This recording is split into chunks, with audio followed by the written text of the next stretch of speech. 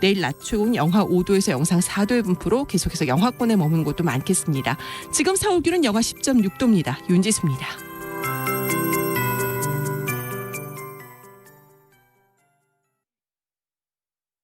정성을 다하는 국민의 방송 KBS가 6시를 알려드립니다. AM 711kHz, FM 97.3MHz, KBS 1라디오입니다. HLKA.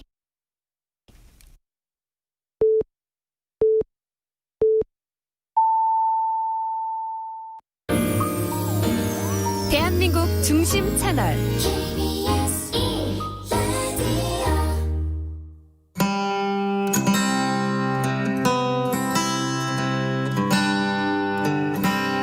2020년 우리 모두에게 낯설고 힘든 한 해였습니다. 1년을 잘 살아낸 우리는 내년 이맘때 오늘을 어떻게 기억하고 있을까요? 주진우 라이브 타임캡슐 프로젝트 1년 후에 잘 지내고 있지? 참 잘 견뎠네. 지금도 많이 힘드니? 이젠 괜찮아질 거야. 1년 후에 나에게 보내는 여러분의 메시지를 차곡차곡 담아 2021년 겨울 다시 꺼내보려 합니다. 참여는 짧은 글 50원, 긴 글 100원의 정보 이용료가 드는 문자 샵 9730 또는 카카오톡 플러스 친구에서 조진우 라이브 검색하셔서 친구 추가하시고 메시지 보내주셔도 됩니다. 조진우 라이브 타임캡슐 프로젝트 1년 후에 여러분의 많은 참여 기다립니다.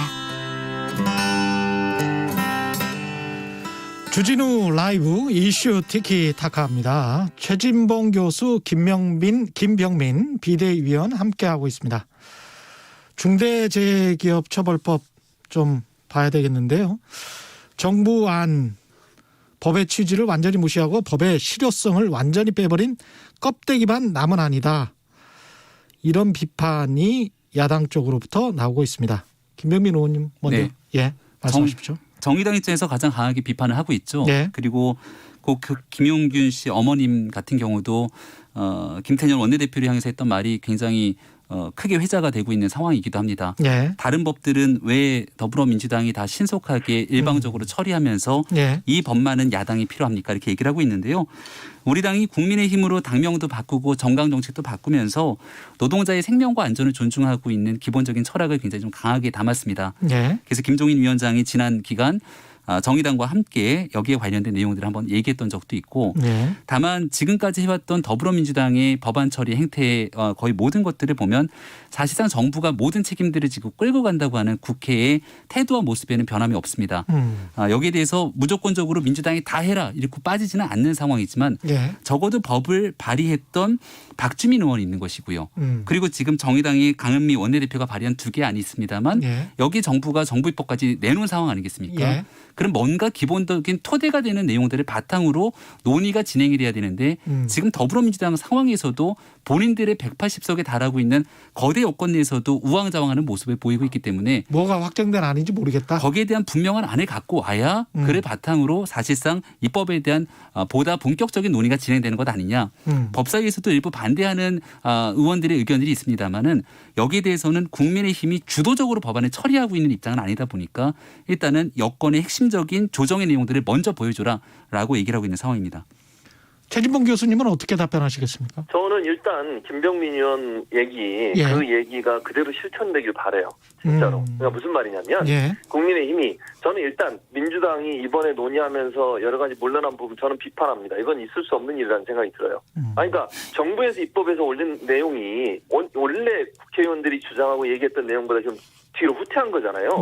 원청에 대한 책임 조항을 또 줄이고 완화시키고 공무원 처벌 조항도 완화시키고 징벌적 손해배상 내용도 줄이고 이게 말이 됩니까?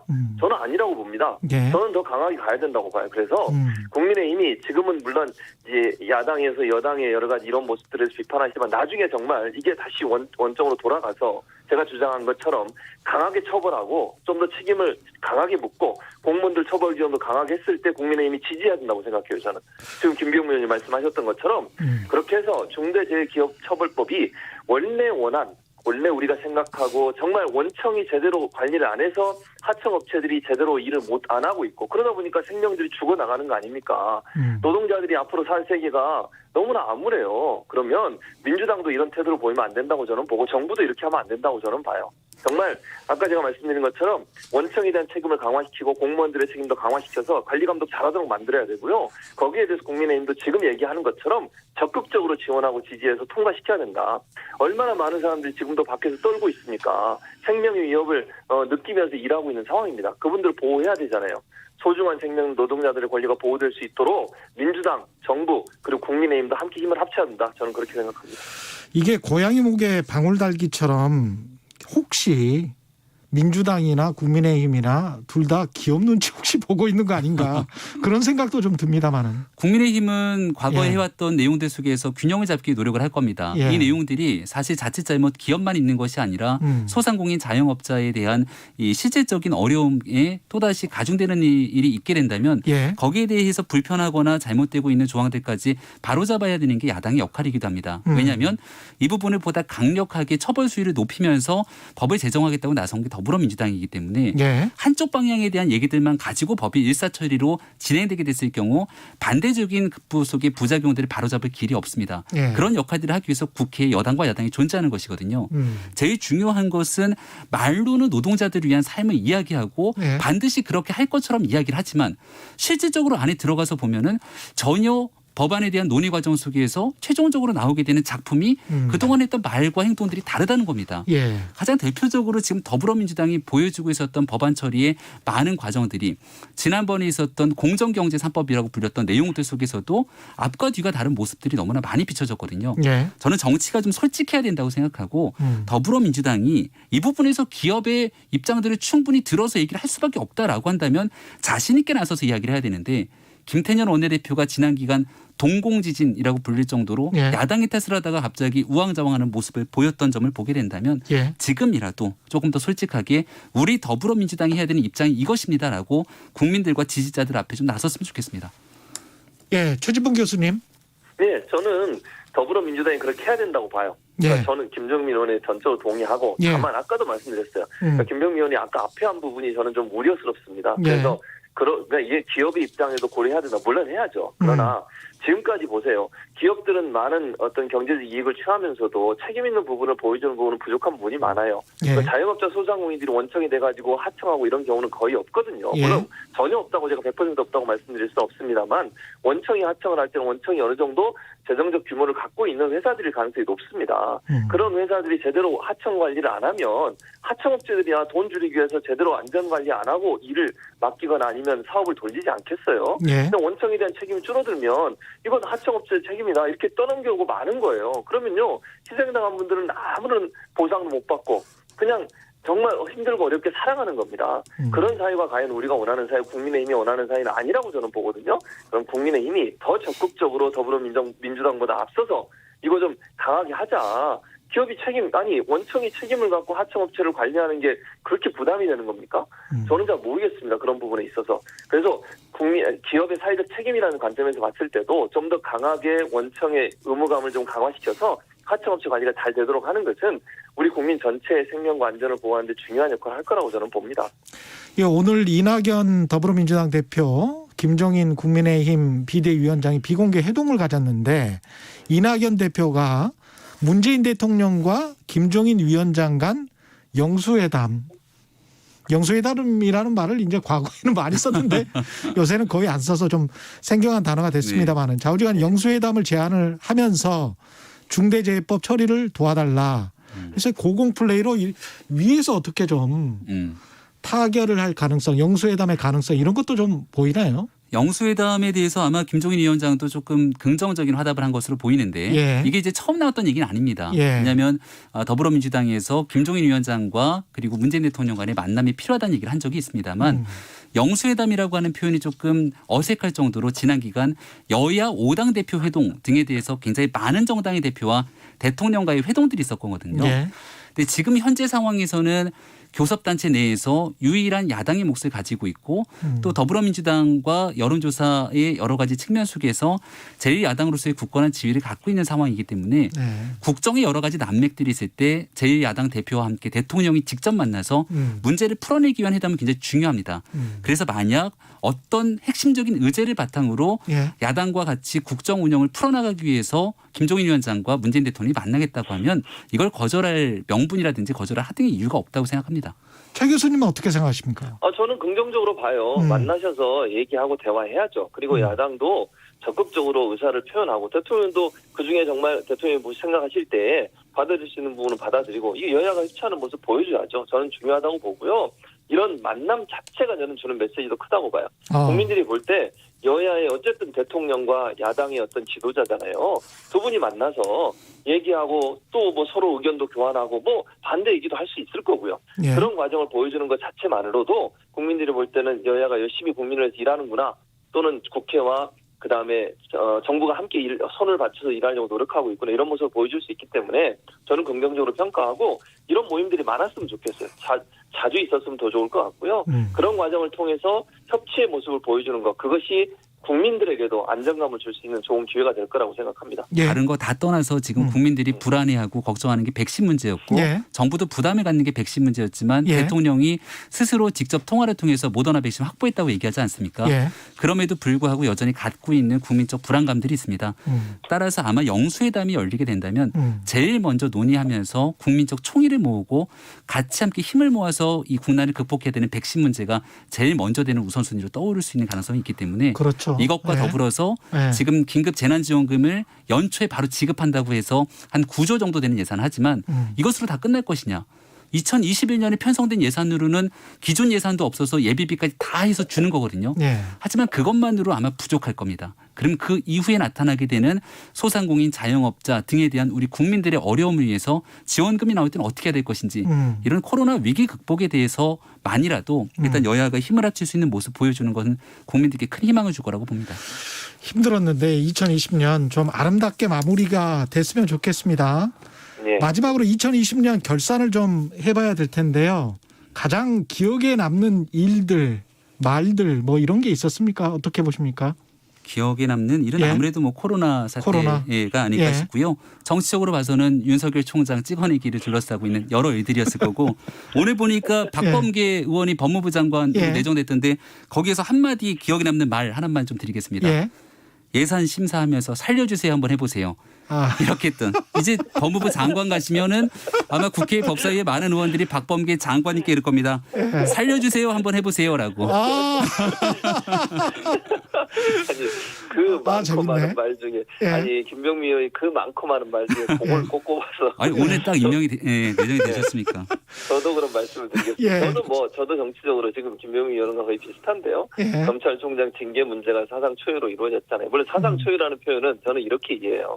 왜냐하면 지금까지는 검찰총장이 징계위원회 회부가 되거나 뭐 직무 정지가 되면 바로 옷 벗고 나가신 경우들이 대부분이었거든요. 그런데 윤 총장은 계속 이제 자리를 지키시는 거니까 이래서 징계위원회까지 가게 됐다는 거 말씀을 드리고 어쨌든 사실관계는 모르겠지만 검찰총장과 관련된 뭐 가족과 관련된 수사도 진행되고 있는 상황이고 이것도 사상 초유거든요. 사실 검찰총장 가족과 관련된 수사가 진행되고 물론 뭐 지금 제가 아까 말씀드렸지만 결과는 아무도 모르는 겁니다. 또 측근이라고 불리는 분들에 관련된 여러 가지 의혹들도 있고 이런 상황이고 그 고소가 돼 있는 상태고 이런 상황이기 때문에 그 부분도 우리 사회에 여러 가지 이제 추후에 어떤 경우가 나오느냐에 따라서 결과가 바뀔 거라고 생각이 들고요.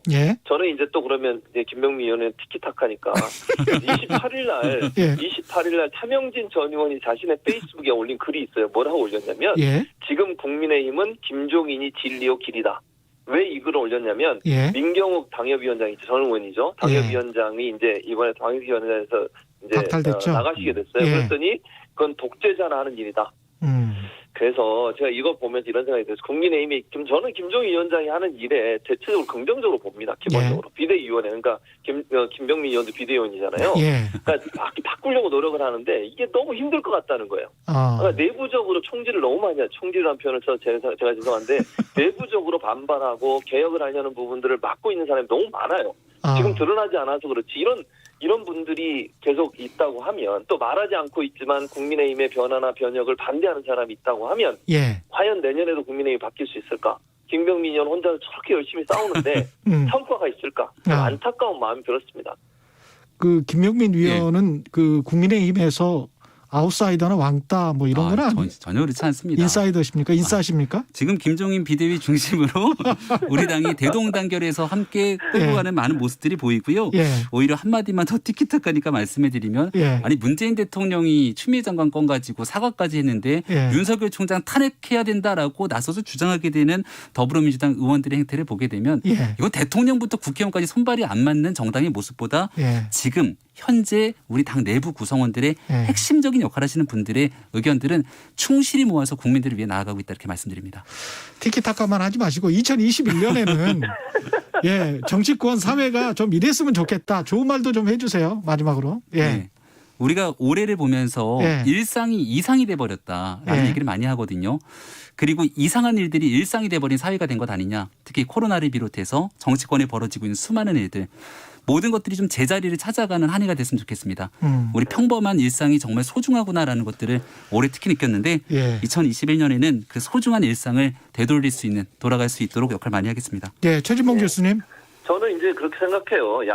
저는 야당은 견제하는 역할을 하는 게 분명히 맞다고 보고요. 다만 정부가 잘하거나 청와대가 잘하면 같이 잘했다고 박수 쳐줬으면 좋겠어요. 그러니까 무슨 말씀이냐면 잘한 건 잘한다고 하고 못한 건 못한다고 하고 이래야 되는데 그냥 기승전 공격이고 기승전 막 비판이고 이러면 사실은 그 비판이 달갑게 안 느껴지거든요. 그래서 저는 야당이 좀 더 비판할 거 비판하되 잘한 일 있으면 칭찬도 해주고 또 우리 정부가 잘하고 이런 성과를 내는 부분에 있어서는 함께 축하해줘야 되는 거 아닙니까? 예를 들면 방역 문제든 아니면 경제 문제도 어렵지만 그 다른 나라에 비해서 우리나라가 그래서 선방을 하고 있잖아요. 그런 부분은 또 칭찬해주고 뭐 부동산 문제는 못하니까도 비판하고 이런 모습을 보여주면 좋지 않을까 그렇게 생각합니다.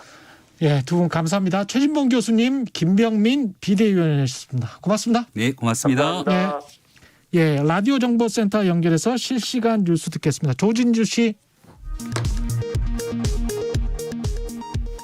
국내에서 영국 코로나19 변이 바이러스에 감염된 확진자 2명이 추가로 확인됐습니다. 또 동일 집단 격리 문제가 제기된 구로 요양병원 확진자들에 대해서는 정부가 다른 병원으로 이송하겠다고 했습니다.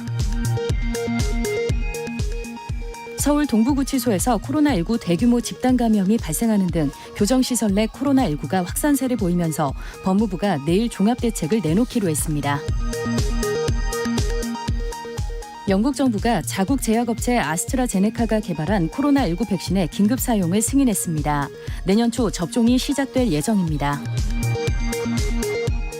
초대 공수처장에 판사 출신의 김진욱 헌법재판소 연구관이 지명됐습니다. 문재인 대통령은 또 신임 법무부 장관 후보자에 박범계 의원을 내정하는 등 3개 부처에 대한 개각도 단행했습니다. 노영민 대통령 비서실장과 김상조 정책실장, 김종호 민정수석이 오늘 문재인 대통령에게 사의를 표명했습니다. 문 대통령은 다양한 의견을 듣고 숙고하겠다고 밝힌 것으로 전해졌습니다.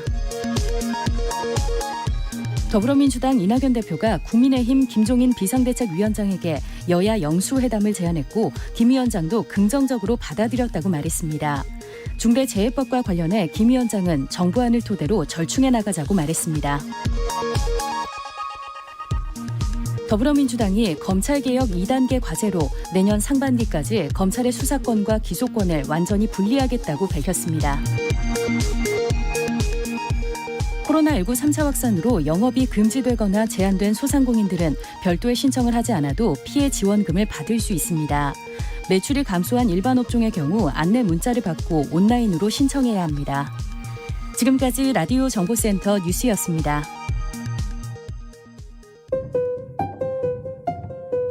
정치 피로, 사건 사고로 인한 피로, 고달픈 일상에서 오는 피로. 오늘 시사하셨습니까? 경험해보세요. 들은 날과 안 들은 날의 차이. 여러분의 피로를 날려줄 저녁 한 끼 시사. 추진우 라이브.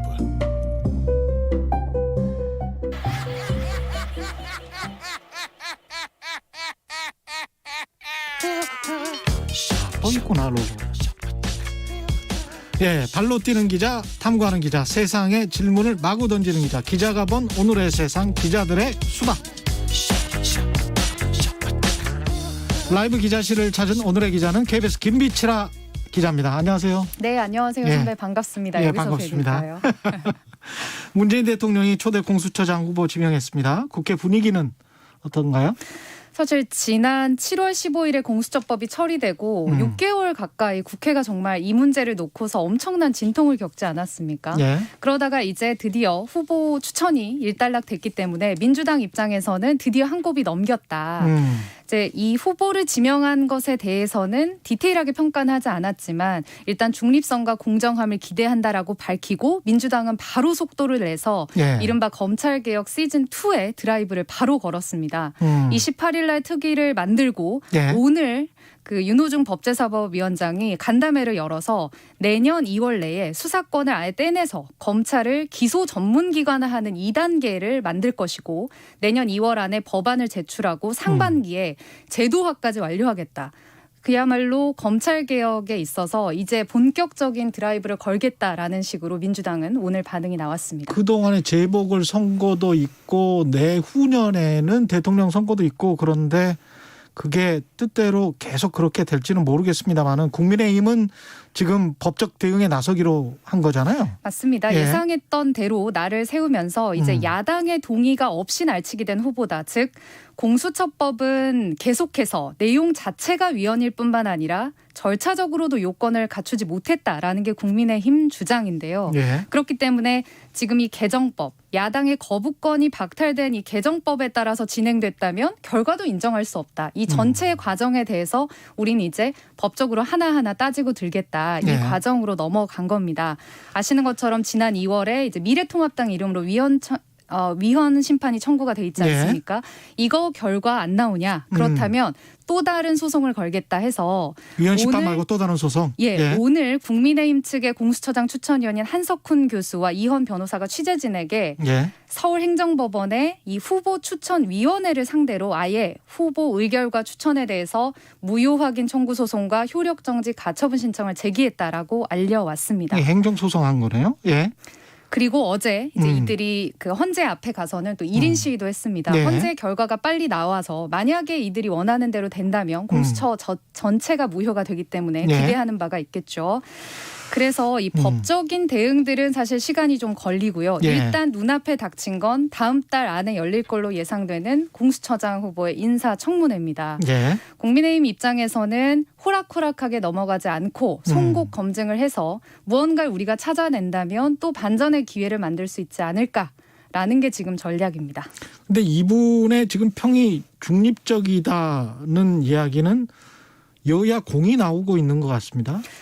그렇기 때문에 예. 더더욱 야당에서는 우리가 인사청문 보고서를 예. 무탈하게 어차피 합의해주지 않을 바에는 청문회 과정에서 송곳 검증을 하면서 공수처장을 넘어서 이제 공수처 자체에 대해서도 문제 삼을 수 있는 새로운 계기를 만들어 보려는 게 전략으로 보입니다. 예, 중대재해기업처벌법 소식은 지금 계속 전해주고 계시는데 네. 오늘 상황은 어떻습니까? 오늘로 세 번째 법안 소위인데요. 예. 첫 번째는 국민의힘이 불참을 했었고 어제 여야가 처음 테이블에 같이 앉았는데 중대재해기업처벌법의 내용 자체가 워낙 방대하고 쟁점이 워낙 많고 관계부처가 너무 많기 때문에 어제는 중대재해를 무엇으로 볼 것이냐 개념 정리만 하고 끝났습니다. 오늘 거기에 이어서 여러 쟁점들이 지금 진도가 나가고 있는데요. 오후 2시부터 회의가 열렸는데 지금 제가 이제 들은 바에 의하면 경영 책임자를 어디까지로 볼 것이냐. 민주당에서는 비교적 기업의 회장, 총수까지도 책임자로 봐야 된다. 그리고 국민의힘에서는 실질적인 경영 대표로 봐야 된다. 이 얘기를 가지고도 또 부처 의견 들으랴, 여야 의원들 각각 의견 들으라 시간이 계속가고 있고요. 결국 오늘 소위에서도 뭔가 마무리되지 못할 것 같습니다. 유가족들 입장은 어떻습니까? 어제 산재. 사실 이제 아시는 것처럼 오늘로 20일째 단식 농성 중이십니다. 제가 첫날부터 뵈고 국회를 오가면서도 사실 매일 뵙고 있는데 그랬군요. 상상이 가지 않습니다. 이 추위에 단식을 하고 국회 밖에서 24시간 지내신다는 건데 유가족들이 원했던 여야가 한 테이블에 앉는 게 어제 겨우 마련이 됐지만 유가족들이 크게 반발하고 있습니다. 정부 안 때문인데요. 예. 워낙 쟁점이 많다 보니 관련 부처들이 의견을 달아서 이른바 정부안이라는 거를 어제 갖고 와서 그걸 네. 가지고 논의를 했는데 유가족들이 볼 때 그리고 원안을 낸 정의당이 볼 때는 모든 것들에서 처벌 수위도 낮춰졌고 범위도 너무 좁혀졌다. 이대로 통과되면 김용균 없는 김용균법이 또 나올 수 있다. 강하게 반발을 하고 있습니다. 예. 그리고 오늘 같은 경우도 유가족분들이 이제 법사위 소위장 앞을 찾아서 의원들에게 호소를 한 내용이 참 인상적이었는데요. 예.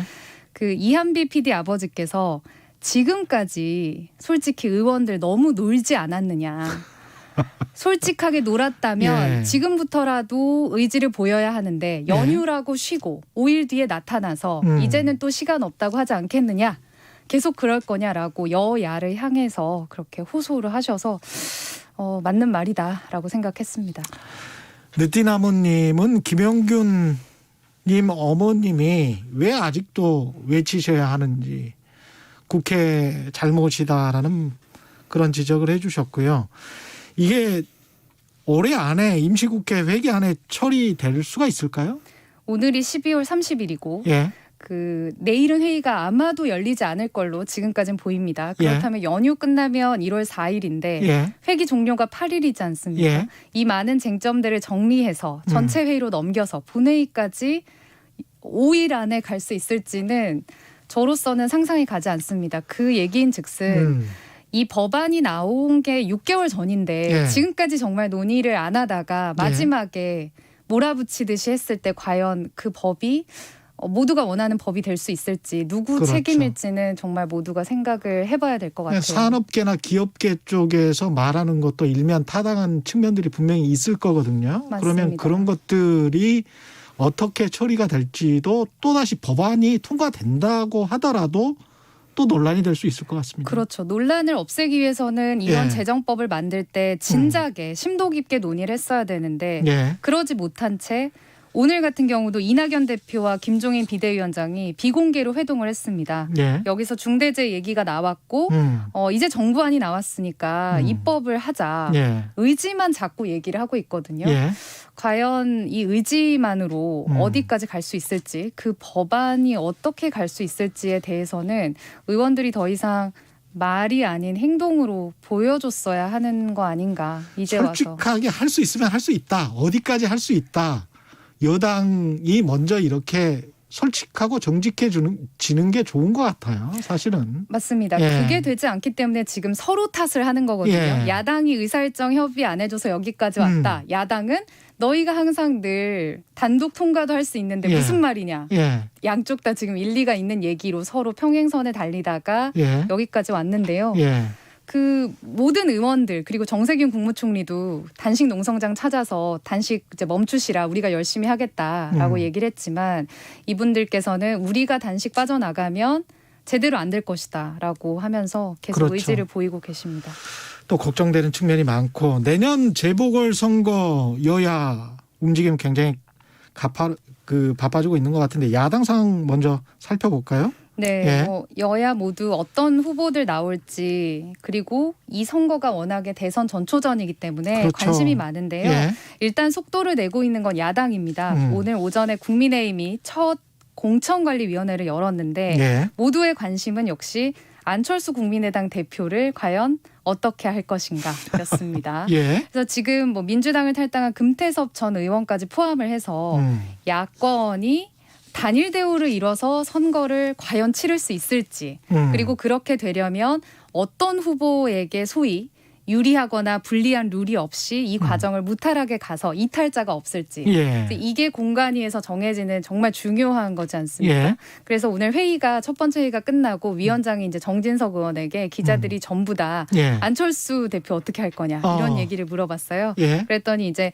경선 단일화 얘기나 이런 거 나눈 적 없다. 일단은 선을 그었는데 우리가 우리 스케줄대로 진행을 해 나가되 국민의힘 스케줄대로 네, 나가되 모두에게 공평한 모두에게 공평한 경선을 하겠다라는 모두에게 얘기를 했습니다. 공평한. 예. 그래서 일단 선을 그었지만 이제 경선 룰이 어떻게 되느냐를 놓고서는 예. 아마 모두가 알아차릴 수 있을 수도 있을 것 같아요. 그러니까 경선 룰이라는 게 당원을 얼마나 포함시키느냐, 국민 일반 투표를 얼마나 포함시키느냐, 뭐 이런 거죠. 맞습니다. 예. 공천관리위원회 가기 전에 당 내에서 이제 경선 준비위라는 게 있는데 일단은 경선 준비위에서는 자 그러면 예비 경선 때 100% 여론조사를 하고 예. 본 경선에 가서 여론 8, 당원 2 이렇게 해서 룰을 하면 여론 8 당원이. 네. 예. 그렇게 해서 하면 외부 인사들에게도 좀 유리하지 않겠느냐라고 했지만 지금 외부에서 즉 예. 안철수 대표나 예. 금태섭 전 의원이 볼 때는 예. 100% 시민 룰로 해야 시민 경선으로 해야만 예. 들어오겠다라는 뉘앙스를 풍기고 있거든요. 왜냐하면 당원 투표는 무조건 불리하죠. 당 그렇겠네요. 외부에 있던 예. 분들. 예. 그래서 지금 경선 룰이 어떻게 될지는 공천관리위원회에서 결국 결정을 하겠지만 예. 주호영 원내대표도 오늘 마지막에 1대1 구도나 3자 구도가 되지 않겠느냐라고 얘기를 하면서 사실상 어떻게든 단일화를 만들 수 있는 룰을 제시할 것이다.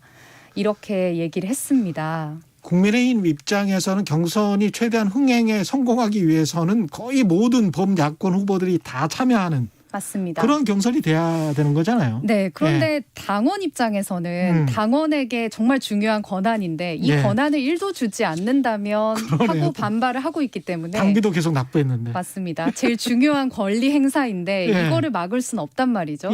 그래서 지금 크게 생각해서는 어떻게든 흥행을 시켜서 단 하나의 후보를 낸다면 우리는 어떤 후보가 나와도 이길 수 있다라는 게 지금 이 범야권의 어떤 분위기예요. 그러니까 굉장히 큰 자신감을 가지고 단일 대우 형성하겠다라는 분위기로 어떻게 보면 지금 야당 입장에서는 굉장히 긍정적인 분위기가 형성이 되고 있습니다. 여당은 어떻습니까?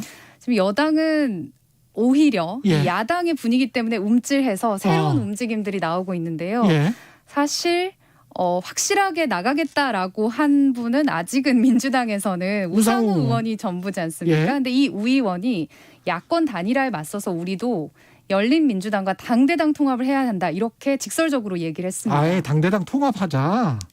왜냐하면 지금 열린우리당 같은 경우 김진애 의원이 벌써 선거 출마를 선언을 했는데요. 이 당대당 통합을 통해서 우리가 범야권에 맞서는 범여권을 만들어야만 이긴다. 이제 이런 논리가 설득력이 있어지기 시작한 거죠. 그리고 김진애 의원도 민주 진보 진영 지지자 다 합해야 서울 부산시장 선거 이긴다. 기자들이 완주 의사를 묻는 질문에도 즉답은 피했습니다. 즉 선거 전에 당대당 통합이 만들어질 가능성이 높지 않느냐. 열린민주당도 생각이 있지 않느냐라는 쪽으로 해석을 해볼 수가 있는데요. 앞서 말씀드린 것처럼 워낙에 최근 당 지지율이 좋지 않고 범야권이 하나로 뭉칠 가능성이 높아지기 때문에 언젠가는 해야만 했던 열린민주당과의 통합이 이 시점을 기준으로 해서 전략적인 하나의 선택으로 가면서 통합이 되지 않을까 관심 포인트가 될 것 같습니다. 흥미로운 전개가 되고 있군요. 네. 기자들의 수다 지금까지 KBS 김비치라 기자였습니다. 고맙습니다. 고맙습니다. 네, 교통정보센터 연결합니다. 정현정 씨 나와주세요. 네, 서울 시내 도로 개통 소식 먼저 전해드리겠습니다. 오늘 오전 0시부터 동부간선도로 성수대교 방면 확장 구간이 개통됐습니다. 도봉 지하차도와 초안산 지하도 등이 신설되면서 기존의 상계교와 창동교, 녹천교를 통한 진입로는 폐쇄되고요. 상계교 건너편 자운고등학교 앞 진입로와 초안산 램프를 통해서 동부간선도로 진입이 가능해졌습니다. 도로가 미끄럽고 강풍이 부는 탓에 하루 종일 도로 위에는 사고 소식이 끊이지 않았는데요. 먼저 경부고속도로 부산 방향으로 북대구 부근 1, 2차로에는 승용차 사고가 나서 처리하고 있습니다. 뒤쪽으로 1km 구간 정체고요. 상습 정체 구간인 한남에서 서초까지와 죽전에서 수원까지 이어서 밀리고 있습니다.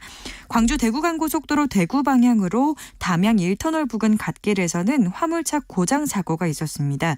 현재 처리 중이라서 부근이 혼잡하니까요. 특히 조심하시고요. 영동고속도로는 인천 쪽으로 밀리고 있는데요. 동수원에서 광교터널까지와 북수원에서 부곡, 더 가서는 군자분기점에서 영동선 시점까지 이어서 정체입니다. 퇴근길 안전 운행하시기 바랍니다. KBS 교통정보센터에서 정현정이었습니다. 테이크아웃 시사 나왔습니다. 오늘도 하나 챙겨가세요. 주진우 라이브.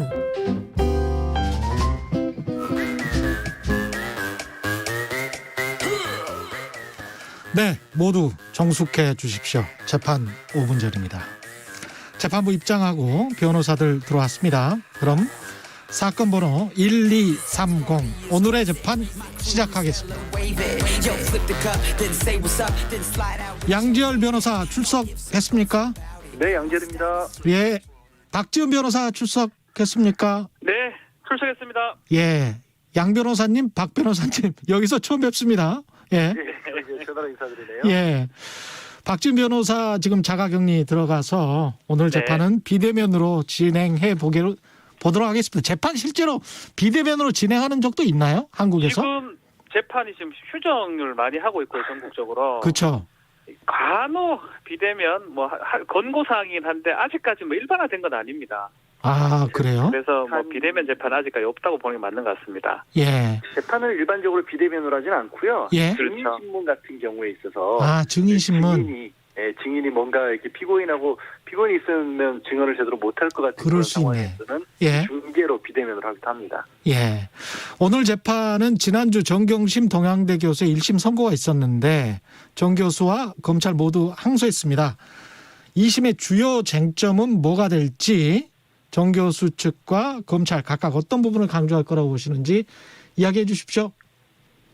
네, 제가 먼저 말씀드리겠습니다. 예. 박준 변호사님. 예. 쌍방이 지금 다 항소를 한 상황이고요. 예. 일단은 정경심 교수 측에서는 증거 채택 부분을 조금 다툴 걸로 봅니다. 예. 특히 동양대 PC 관련해서 위법하다고 했는데 증거가 채택이 됐어요. 그것을 토대로 많은 사실관계가 인정되기 때문에 예. 그 증거 부분을 다툴 것 같고 또 사실관계 중에는 입시 비위 관련해서 세미나 참석한 거는 맞는데 인정하기 좀 어렵다. 좀 애매하게 확정된 부분들이 꽤 있습니다. 이런 부분 등등 많이 좀 다툴 것 같고 검찰은 오히려 무죄가 된 부분을 또 좀 다투지 않을까 이렇게 예상이 됩니다. 양지열 변호사님은 어떻게 생각하십니까? 일단 지금 이번 1심에서 조금 이제 법적으로 봐도 상황이 이해가 안 가는 부분이 표창장에 대한 판결이 2개가 있어요.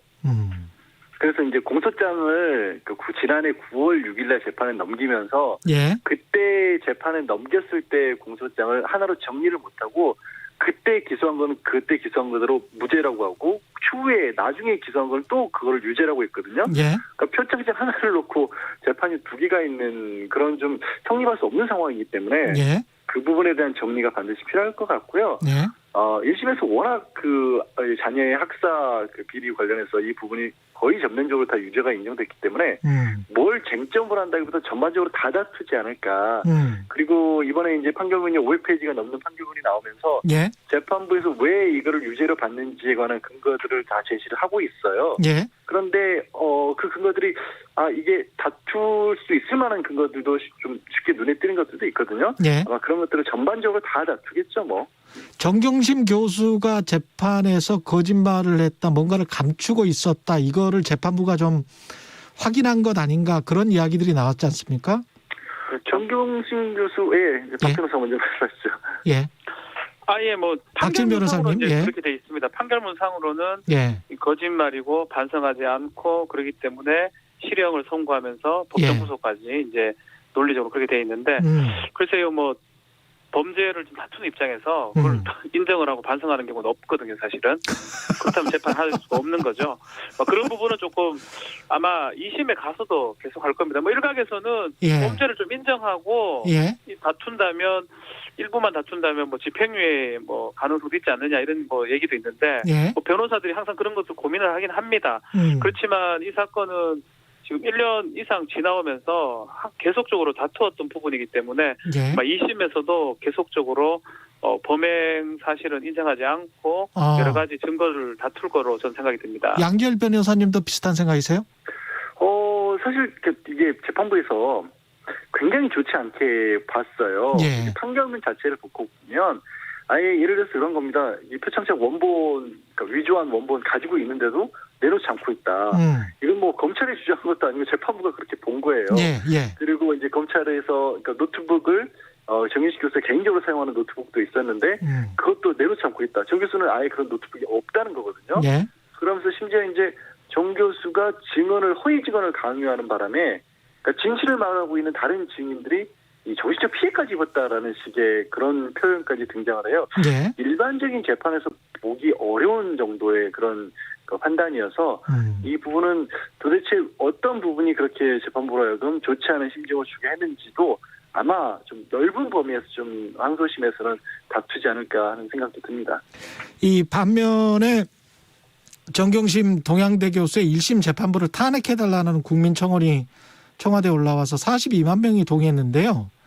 이런 국민청원 내용은 어떻게 보십니까? 일단 뭐 청원 박준 내용을 변호사님? 보면 청원 내용 같은 거 보면 뭐 그런 얘기들 나옵니다. 다른 재판 예를 좀 들어요. 예. 다른 정치적 재판, 정치인 관련 재판, 예컨대 마약 같은 거, 예. 음주운전, 운전자 바꿔치기 이런 얘기들을 나오면서 이거하고 비교해 봤을 때 과연 표창장 위조가 징역 4년 정도 되는 게 맞느냐라고 뭔가 문제가 있는 거 아니냐라고 하면서 지금 이 청원이 꽤 많은 사람들이 지금 동의를 한 상황이거든요. 예. 뭐 그런 상황인데 실제로는 이 재판 관련해서 진영 논리가 좀 많이 작용하는 것 같습니다. 예컨대 조국 전 장관 등등을 지지하는 분들은 청원에 많이 찬성하는 것 같고요. 예. 좀 뭐 지지하지 않거나 반대하는 분들은 좀 판결이 잘 된 거 아니냐 이렇게 얘기하는 거 봤을 때는 뭐 재판보다는 좀 진영 논리로 좀 보는 게 맞지 않나 저는 개인적으로 그렇게 좀 봅니다. 지금 사실은 판결량에 형량에 영향을 준 거는 표창장 위조도 위조지만 자본시장법 위반이 큰 거 아닙니까? 양재열 변호사님? 예. 자본시장법 위반 부분은 예. 그러니까 물론 이제 뭐 미공개 정보를 이용했다든가 이런 부분들이 있긴 합니다만 사실 이제 미공개 정보 이용한 부분들에 대해서는 실현이 되니까 실제로 이익을 본 부분은 정말 액수가 얼마 안 돼요. 예. 그러니까 기대이익이라고 해서 이거는 이제 미국 자본시장법상 불법성을 인정을 할 때 주식 가치가 제일 높았을 때 그때 팔았으면 얻을 수 있었을 이익을 다 위조로 인정을 한 거거든요. 예. 그래서 그거를 따지면 2억이 넘지만 실제로 한 1,600만 원 가량 그러니까 주식 팔아서 얻은 수익이 그래서 그걸로 그렇게 나쁘게 신정을 생성했다고 보기는 어렵고요. 예. 그리고 이제 그 정보라고 하는 게 어떤 권력형 비리라든가 뭐 조국 당시에 법무부 장관 이전이었으니까 민정수석이었을 때 그 청와대에서 고급 정보 이런 것들이 들어간 건 전혀 아니거든요. 예. 그래서 그런 부분들 때문이라기보다 오히려 학사 비리 부분을 더 엄중하게 본 것 같은데 문제는 그렇습니다. 지금 박지훈 변호사가 잠깐 말씀 나눴던 부분에 제가 조금만 첨언을 드리자면 이런 부분 있죠. 검찰에서는 마지막으로 구형하는 단계에서도 새로운 형태의 권력형 비리라는 얘기를 계속 강조를 했어요. 그러니까 그거를 강조했던 이유는 사실 이 수사, 이 재판이 처음에 시작됐던 게 조 전 장관 청문회 그 법무부 장관 지명하자마자 이루어진 재판이었는데 그걸 그렇게까지 이제 수사를 했었던 명분이 검찰에게는 권력형 비리여야 되거든요. 근데 지금 뭐 오천 조카의 재판도 그렇고 1심이지만 정윤식 교수 재판부가 그렇게 엄중하게 죄질이 안 좋다고 본 재판에서도 권력형 비리의 부분은 나온 게 없거든요. 하다못해 뭐 사회적 지위를 이용했다라고도 얘기를 하는데 만약에 사회적 지위를 이용한 거라면 표창장은 굳이 왜 위조를 하겠습니까? 오히려 그거 뭐 봉사상 이런 거 하나를 지위를 여기서 얻어내는 게 훨씬 빨랐겠죠. 그래서 그런 부분들이 아마 이 재판에 대해서 반대하는 어떤 좋지 않은 시각으로 보시는 분들이 국민청원에 그렇게 많이 참가하신 게 아닌가 싶습니다. 이재용 삼성전자 부회장 국정농단 사건 파기 환송심 오늘 마무리됐는데요. 그 사건으로 좀 넘어가 보죠. 특검이 징역 9년을 구형했습니다. 오늘 재판에서 어떤 이야기가 나왔는지 그것도 궁금하고요. 네, 오늘 재판은 박진 변호사님입니다. 예. 결론을 종결하고 이제 결심을 해서 이제 다음에 이제 선고를 받는 걸로 지금 보이는데, 지금 사실 재판이 상당히 길었어요. 2017년 2월달에 기소가 돼가지고 1심에서는 징역 5년, 2심에서는 집행유예, 대법원에서도 파기 환송이 돼서 그거를 다시 지금 새로 재판하는 상황이거든요. 그렇죠. 네, 그런 상황에서 1심, 2심에서 공이 12년을 구형을 했는데 지금 파기환송심에서는 징역 9년을 구형했습니다. 예. 일부 좀 대법원에서 무죄가 판단된 부분 또 50억 정도로 더 뇌물이 추가가 됐습니다. 그런 거 고려해가지고 징역 9년을 선고해서 재판이 좀 종결됐습니다. 양지열 변호사님, 예. 특검에서는 그런 주장을 했어요. 예. 삼성 대한민국에서의 삼성이 얼마만큼이나 압도적인 힘을 가진 그룹이냐. 그런데 이 기억을 되돌려 보시면 국정농단 과정에서 다른 기업들도 K라든지 K스포츠 재단이라든가 이런 데 미르재단에 많이 출연을 했지만 독일에 있는 그 최소원 씨의 딸까지 직접적으로 지원을 했었던 부분은 삼성이 가장 적극적이었거든요.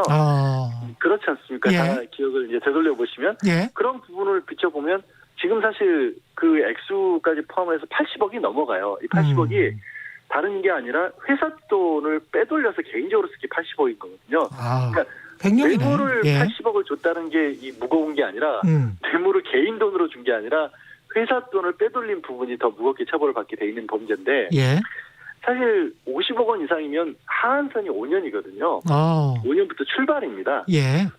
그리고 그거 하나만 있는 범죄도 아닌 거고요. 조금 전에 얘기를 나눴던 그러면 아까 말씀드린 그 정윤식 교수 같은 경우 주식 투자에서 가상으로 얻은 이익이 2억 2천인데 예. 그걸로 실형 법정 구속이 됐지 않습니까? 물론 다른 범죄도 있지만 예. 그러면 80억이 넘는 회사 돈을 빼서 지금 전직 대통령이 구속이 돼 있는 게 사실은 이재용 부회장의 역할이 가장 큰 셈인데 예. 그럼 과연 이재용 부회장에 대해서는 어떤 식의 선고가 내려질지도 아마 굉장히 많은 국민들이 이걸 비교를 하면서 보지 않을까 싶네요. 그렇죠. 거기다 이제 삼성 준법 감시를 양형에 반영하겠다는 식으로 지금 이야기를 하고 있으니까 이거 좀 달라졌던 부분이 준법감시위원회 제도거든요. 예. 사실은 준법감시위원회 제도는 우리가 일반적으로 이거 법원에서 얘기를 하는 부분은 아닌데 이번에 아마 처음으로 좀 얘기가 되는 것 같습니다. 우리가 회복적 사법이라 그래요. 재판에서 벌을 주는 것보다는 사회에 복귀시켜주는 그런 걸 회복적 사법이라 그러는데 이 소년범에서 많이 적용을 하는데 재벌한테 이런 게 적용하는 게 별로 없습니다. 그렇지만 이미 재판부에서 준법감시위원회 제도 얘기를 하면서 삼성에서는 준법감시위원회를 만들었고요. 그 후에 지금 잘하고 있는지 평가조차 했습니다, 이번에. 그래서 이거 결과가 많이 반영될 걸로 보고 만약 이것 때문에 좀 집행유예가 될 가능성이 높지 않을까 이렇게 많은 법조계에서는 예상을 좀 하고 있습니다. 아니 근데 저는 좀 이해가 안 가는 게 죄를 짓고 피고인이 돼 있는 사람들은 자연인인 이재용을 비롯한 그 삼성의 임원들인데 그렇죠. 그 준법 감시는 삼성에 만드는 거 아니에요? 회사에 만든 거죠. 그러니까 삼성이라는 법인과 자연인 이재용이 같은 겁니까? 사실 그 부분을 재판부에서 지금 굉장히 어떻게 보면은 잘못된 우리나라의 기업 문화를 재판부가 인정을 하면서 지금 재판을 하고 있어요. 이해가 안 되던데요, 그 부분이. 그러니까 제가 아까 말씀드렸다시피 이재용 부회장이 가장 큰 지금 법법형이는 행위는 모르겠습니다. 뇌물을 주는 것 자체도 나쁜 행위지만 그 뇌물을 그러니까 삼성을 물려받기 위해서 삼성 돈을 빼서 뇌물을 줬다라는 거거든요. 그러니까 자기 개인적으로는 하나도 손해를 보지 않고 뇌물도 줬고 그걸 바탕으로 해서 삼성이라는 세계 1위의 기업을 물려받은 그런 상황인데 그걸 놓고 지금 재판부에서는 앞으로 삼성을 어떻게 운영할 것인지를 또 이재용 부회장에게 묻는 겁니다. 그러니까요. 이게 어떻게 저도 이렇게 앞뒤가 맞지도 않고 그리고 박 변호사도 지금 잠깐 얘기를 했지만 이 회복적 사법이라는 그런 의미는 전제가 소년범 이런 것도 있지만 뭔가 사회에 끼쳐진 손해를 회복시켜 놨을 때를 바탕으로 하는 겁니다. 뭘 회복시켜 놨죠? 그래서 박준 변호사님은 상법 박사시잖아요. 상법 전공했습니다. 이게 좀 이해가 안 돼서요. 저도 그렇죠. 일반적으로 처음 본 거고 미국식을 어떤 양형 제도를 아마 도입한 것 같은데 저는 이 얘기를 좀 드리고 싶어요. 이거를 이번 재판에 파기환송심에서 했던 거는 아마 서울고등법원에서 좀 집행유예를 좀 생각을 하면서 이걸 한 게 아닌가 좀 생각이 들어요. 지금 코로나 시국인데도 재판을 강행을 했고요. 판결 선고까지 지금 잡아놨거든요. 그런 거 봤을 때는 또 재판부 이동이 있을 거니까 이 재판부에서 한 걸로 보이고 집행유예가 될 가능성이 좀 높지 않나 이렇게 예상이 좀 됩니다. 최종 선고는 언제쯤 나옵니까? 이거는? 뭐 한 달 정도 있으면 나올 것 같아요. 구형하고 나서 보통 한 달 정도 있으면 나오니까. 예. 근데 이제 한 가지 더 덧붙이면 미국 측 사법 시스템에서 약간 본딴 것 같다는 박 변호사 얘기 맞는 거고요. 예. 근데 이제 미국식 사법제도에서 왜 이런 얘기가 나올 수가 있냐면 미국은 징벌적 손해배상 제도가 있는 국가입니다. 그렇죠. 예. 예. 사회에 끼친 손해에 대해서 어마어마한 돈을 사회에 내도록 만드는 거예요. 그리고 그것도 미국에서 뇌물죄에는 이게 적용된 사례가 없어요. 본인에 있습니다. 그러니까 미국에서도 여러 가지 제도적 뒷받침이 된 미국에서도 뇌물죄까지 이걸 적용해서 우리가 이걸 봐줘야 되냐라는 논의가 이루어지고 있는 단계인데 예. 그걸 또 참 건너뛰어서 앞서 수입을 하신 거죠. 재판부에서. 예, 제임스 딘님은 마법의 준법 감시가 있어서 무죄야 이렇게 말씀을 하셨네요. 예. 무죄는 아닙니다. 무죄는 아니고 예. 뭐 범죄가 되는 거는 뭐 어쩔 수가 없는 것 같은데요. 예. 아마 집행유예가 될 수 있는데 한 가지 변수는 있는 것 같아요. 제가 봤을 때는. 예. 그 변수가 최근의 재판들이에요. 지금 우리가 앞서 얘기했던 정경심 교수 재판. 예. 이게 지금 국민들이 납득하기 좀 어려운 부분들이 많거든요. 예. 뭐 그거에 대해서 호불호를 떠나서 예. 징역 4년을 결국 받았습니다. 법정 구속됐고. 예. 과연 수십억의 뇌물 횡령인데 이것을 과연 집행유예를 해주는 것이냐. 그게 아마 유일한 변수가 아닌가. 예. 옆에 너무 눈에 띄기 때문에 이런데 집행유예 원래 이게 없었으면 집행유예 됐었을 겁니다. 제가 봤을 때는. 그래서 아마 그건 좀 지켜봐야 될 것 같아요. 예. 이 마지막으로 공직선거법 위반 등으로 재판에 넘겨진 정광훈 사랑제일교회 목사 1심에서 무죄 받았습니다. 어떻게 보십니까? 네, 뭐 지금 두 가지였거든요. 하나가 이제 공직선거법 위반이고, 예, 양지열 변호사님, 예.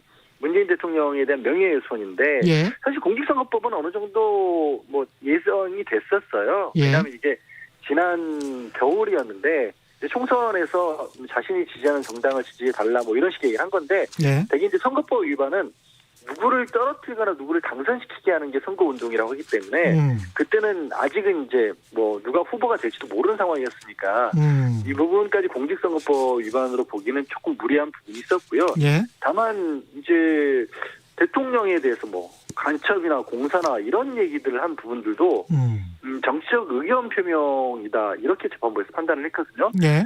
근데 이 부분은 재판부의 고민은 저는 이해는 갑니다. 예. 이제 정치적 표현의 자유라는 부분들을 이제 넓게 인정해야 되는 부분이 맞고 예.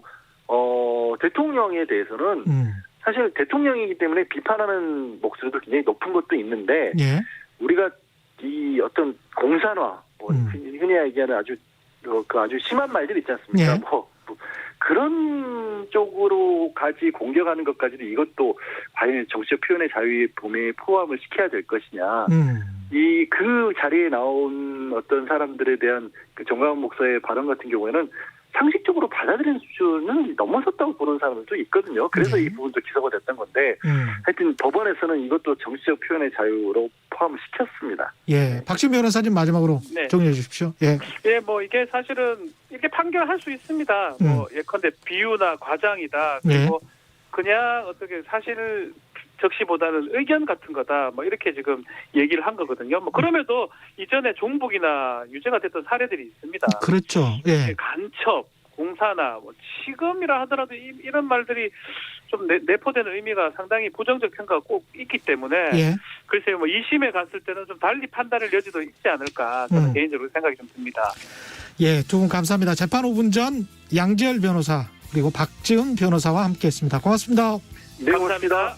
예, 스모키의 What Can I Do 들으면서 최경영이 진행한 주진우 라이브 마무리하겠습니다. 고맙습니다.